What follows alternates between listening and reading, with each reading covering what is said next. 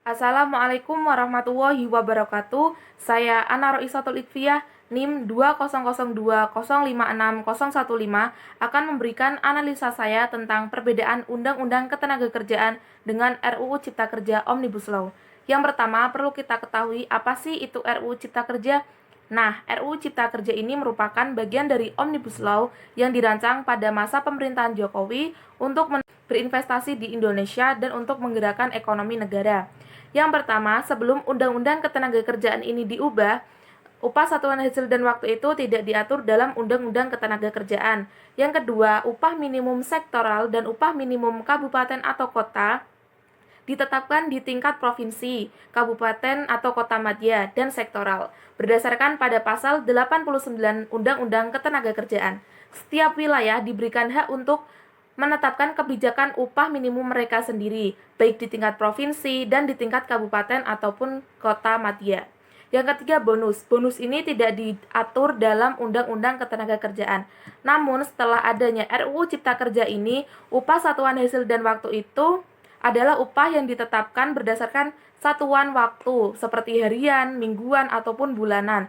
Sementara, upah satuan hasil dan waktu itu ditetapkan berdasarkan hasil dari pekerjaan yang telah disepakati. Nah, yang kedua ini upah minimum sektoral dan upah minimum kabupaten atau kota madya. Ini meniadakan adanya UMK, UMSK, dan UMP. Yang ketiga, bonus. Memberikan bonus atau penghargaan kepada para pekerja sesuai dengan masa kerjanya. Bonus setinggi senilai 5 kali lebih upah bagi pekerja yang telah bekerja selama 12 tahun atau lebih. Perlu kita ketahui, upah satuan hasil dan waktu ini pada Undang-Undang Ketenagakerjaan tidak dibahas. Sementara dalam RUU Cipta Kerja, upah satuan hasil dan waktu diatur dalam pasal 88B. Dalam ayat 2 pasal 88B dijelaskan bahwa ketentuan lebih lanjut mengenai upah satuan hasil dan waktu diatur oleh peraturan pemerintah. Upah minimum sektoral dan upah minimum kabupaten atau kota dalam Undang-Undang Ketenagakerjaan, upah minimum ditetapkan di tingkat provinsi, kabupaten atau kota madya, dan sektoral. Diatur lewat pasal 89 dan diarahkan pada pencapaian kelayakan hidup. Dalam pasal tersebut, upah minimum provinsi ditetapkan gubernur dengan memperhatikan rekomendasi dari Dewan Pengupahan Provinsi atau Bupati ataupun Wali Kota. Sedangkan penghitungan komponen serta pelaksanaan tahapan pencapaian kebutuhan hidup yang layak dengan keputusan menteri. Namun, Omnibus Law Cipta Kerja ini menghapus pasal tersebut dengan menggantinya menjadi pasal 88C. Dalam pasal pengganti tersebut, upah sektoral dihapuskan sedangkan penetapan upah minimum provinsi diatur dan ditetapkan gubernur berdasarkan kondisi ekonomi dan ketenagakerjaan dengan syarat tertentu.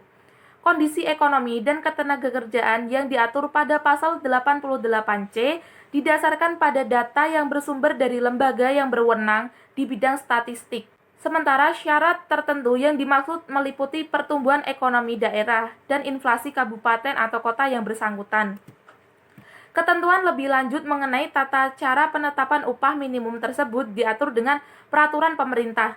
Yang tak berubah adalah minimum kabupaten atau kota tetap harus lebih tinggi dari upah minimum provinsi. Di samping itu, Omnibus Law Cipta Kerja ini mencantumkan pasal baru, yakni pasal 90B yang mengecualikan ketentuan upah minimum untuk UMKM. Nah, upah pekerja UMKM ini diatur berdasarkan kesepakatan antara pekerja dan pemberian kerja, sedangkan tata cara lebih lanjut pengaturan upah pekerja untuk UMKM diatur lebih lanjut lewat peraturan pemerintah. Kenapa RUU Cipta Kerja ini dipermasalahkan? Karena RUU Cipta Kerja ini bertentangan dengan Pancasila, khususnya pada sila yang kelima, yaitu keadilan sosial bagi seluruh rakyat Indonesia. Hal ini sangat tidak mencerminkan hal itu sama sekali. Selain itu, RUU Cipta Kerja juga bertentangan dengan Undang-Undang Dasar 1945 yang mengenai mekanisme perekonomian yang berbasis sistem kekeluargaan. Selain itu, RUU Cipta Kerja ini juga memberikan dampak negatif bagi pekerja buruh yang menghilangkan upah minimum, jam kerja yang eksploitatif. RUU Cipta Kerja ini juga berdampak bagi lingkungan, yaitu menghilangkan syarat izin lingkungan sebagai ketentuan membuka usaha. Sebenarnya kalau menurut saya jika dilihat dari dua sisi, memang ada hal baiknya, yaitu untuk mendorong kemajuan dalam ekonomi negara atau menambah lapangan pekerjaan karena diberikan kemudahan untuk berinvestasi. Namun hal ini menjadi sebuah konflik karena kenapa sih pengesahannya itu dilakukan secara cepat? Nah, disahkannya ini pada saat yang tidak tepat momentumnya karena kita melihat bahwa kondisi perekonomian di saat masa pandemi ini sangatlah susah, menurun drastis, dan banyak sekali para buruh yang kena di PHK. Seharusnya di masa pandemi ini pemerintah itu memberikan sebuah kebijakan yang membuat masyarakat itu bisa bekerja tetap secara produktif dan mendapat upah yang sesuai dengan untuk kelayakan hidup. Terima kasih, mungkin itu saja yang bisa saya sampaikan. Kurang lebihnya mohon maaf. Wassalamualaikum warahmatullahi wabarakatuh.